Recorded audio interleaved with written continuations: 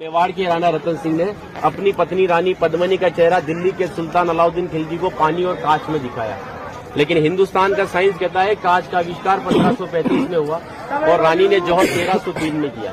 तो 237 साल पहले अपने हिंदुस्तान में कांच और मिरर नहीं थे। और अलाउद्दीन खिलजी के साथ में पर्सनल राइटर आया था जिसका नाम था अमीर खुसरो, जिसने उस समय किताब लिखी थी तारीख अलाई। उसने लिखा था कि मेवाड़ की महिलाओं ने अपने सतीत्व धर्म के खातिर जौहर किया और राजपूत कभी भी कॉम्प्रोमाइज करना नहीं चाहते थे। चित्तौड़ के ऊपर युद्ध होने का सबसे बड़ा रीजन था व्यापार, क्योंकि हिंदुस्तान में कभी भी कोई भी मुस्लिम कम्युनिटी पहले नहीं था।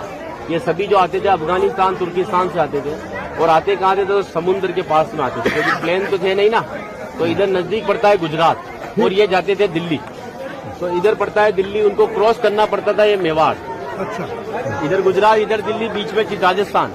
तो इसको क्रॉस करना पड़ता था ये मेवाड़। तो यहाँ के राजपूत उनसे टैक्स वसूलते थे।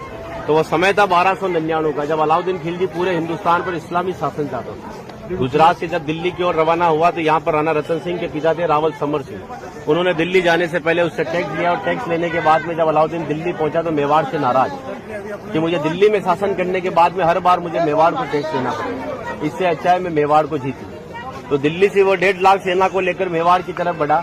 लेकिन चित्तौड़ से दिल्ली का डिस्टेंस 600 किलोमीटर है। तो उसने पहला स्टॉपेज 1301 में रणथंभौर के किले पर डाला सवाई माधोपुर। वहां का राजा था हमीर देव चौहान, जिसको मित्र बनाया और उसी मित्र को रात को खाना खाते समय पीठ के पीछे छुरा घोंप कर मार दिया।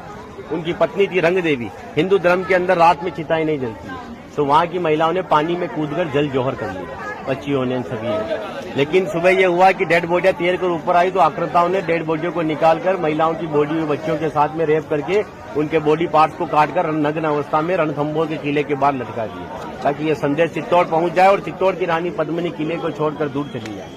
1303 में जब अलाउद्दीन चित्तौड़ पहुंचा तो किले के ऊपर आने के लिए उसको 7 गेट क्रॉस करना था, तो इम्पॉसिबल था। तो उसने 1.5 लाख सेना को किले के चारों तरफ फैलाया। 8 महीने के बाद में किले के ऊपर खाने की कमी आई तो रानी पद्मिनी के चाचा भतीजा गोरा और बादल ने राणा रतन सिंह से कहा कि हमारा राशन खत्म हो रहा है और जब ये भूखे और कमजोर सेना से हम युद्ध करवाएंगे तो ये युद्ध नहीं कर पाएंगे। रतन सिंह को बातचीत के लिए 7 गेट के नीचे भेजा तो अलाउद्दीन खिलजी ने उनकी गर्दन पर तलवार रखकर झुकने के लिए कहा।